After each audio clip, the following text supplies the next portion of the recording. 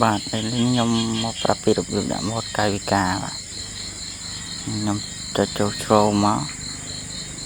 ហើយវាពាក្យអក្សរនៅខាងក្រោមបងប្អូនខ្ញុំដាក់អក្សរខាងគៀនឲ្យបងប្អូនមើលបាទចុចហើយបងប្អូនអូសក្រោមតិចមកនេះអារូបឆ្មាហ្នឹងផ្សាយហ្នឹងចុចវាទៅបាទចុចហើយបាទនោះគឺសញ្ញា download ក្រោមបាទចុចវាទៅបាទហើយចុចអាពាក្យថា download បបផ្កាឈប់ហ្នឹងបាទចុចវាតង់ទៀតចាំវា20 second ហើយខ្ញុំកាត់ឲ្យដល់កន្លែងមួយបាទឥឡូវចុចសញ្ញា download ហើយចុច download តង់ទៀតចុចហើយចាំវា download ពេញទៅបាទឥឡូវកាត់ឲ្យដល់កន្លែងពេញនេះបាទ file របស់វាហើយយើងចុចចេញមកហើយចូលកម្មវិធី C នេះហើយចុចរកពាក្យ download បាទ file វាខាងលើហ្នឹងបាទហើយយើងចុចវាអូបាទច្រឡំបាទចុចវាតែមួយហ្នឹងបាទច្រឡំចុចវាជាប់បាទចុចវាជាប់ដើម្បីបដូរឈ្មោះវាបាទនេះចុចបន្លាញបដូរឈ្មោះលុបពាក្យថា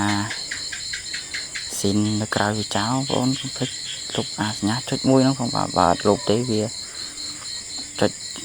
ដាក់ Minecraft បានទេឥឡូវនេះយើងចុចវាតែមួយហ្នឹងនេះច្រឡំចុចជាប់ចុចតែមួយណានេះហើយចុចអាសញ្ញាព្រួយឡើងលើហ្នឹងបាទចុចវាហើយវានឹងចេញ Minecraft ភិកអីបាទនេះអា Minecraft ភិកនេះបាទចុចចូលទៅ Minecraft ធម្មតាក៏មានដែរតែវានៅខាងក្រោមបាទចុចដាក់ Minecraft ភិកបាទឥឡូវចូលហើយចាំតិចសិនបងប្អូន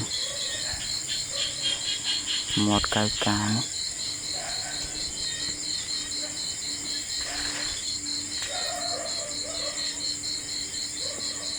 ក្រាស់ចូលយូរតិចហើយ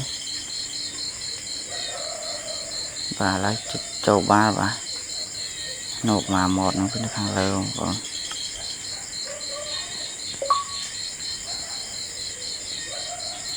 ហើយបង្កើតវគ្គមួយទៀតដាក់ម៉ូដ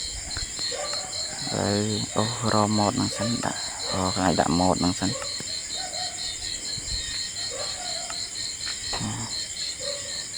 នេះបាទគឺម៉ូដហ្នឹងហើយម៉ូដហ្នឹងគឺមានពីរបាទគឺខ្ញុំដាក់មួយ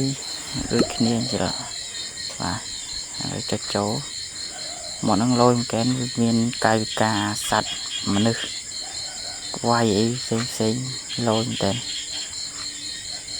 ម៉ូដហ្នឹងគឺវាចេញយូរដែរខ្ញុំមកប្រាប់បងប្អូនដែរមិនទាន់ចេះដាក់អីប្រាប់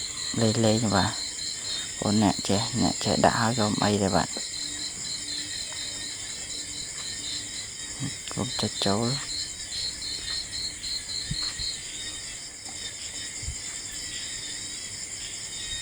បាទគឺសំបីតែរូបរាងសត្វក៏វាផ្លាស់ប្ដូរដែរទាំងសត្វមេទាំងកូនវាផ្លាស់ប្ដូរមានកាយវិការ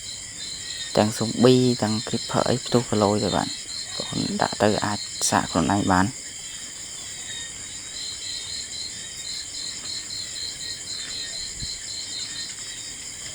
ឥឡូវចូលហើយបាទសំខ្ញុំមានកាំងទៅបាននេះគឺលយមែនតើបាទអូបាទហើយវីដេអូខ្ញុំមានតែប៉ុណ្្នឹងបាទបងប្អូនចង់ដឹងចង់អីទៀតបងប្អូនអាចដាក់លេងបានបាទរៀបលាបាទ